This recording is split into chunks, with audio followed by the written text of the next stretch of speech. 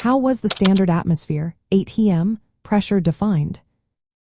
Imagine standing outside on a clear day, feeling the air around you.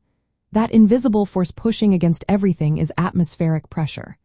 But how did scientists decide what this pressure actually is? Well, the standard atmosphere, or ATM, was created to give us a clear, consistent way to measure pressure. It all started with a simple idea: what is the average pressure at sea level? Back in the day, scientists used a device called a mercury barometer to measure this. They filled a glass tube with mercury and inverted it into a bowl of mercury. The height of the mercury in the tube reflected the pressure of the air pushing down on the mercury in the bowl. When the mercury reached a height of 760 millimeters, or about 29.92 inches, that was considered the average pressure at sea level. This height of 760 millimeters of mercury was then fixed as the standard.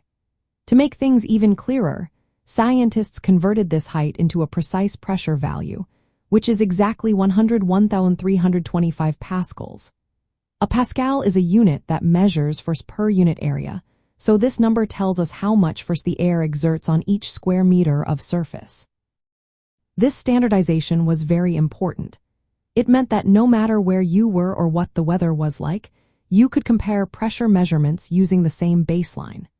For example, in aviation, pilots and engineers use the standard atmosphere to calibrate instruments and plan flights. Meteorologists also relying on this standard to track weather patterns and make forecasts.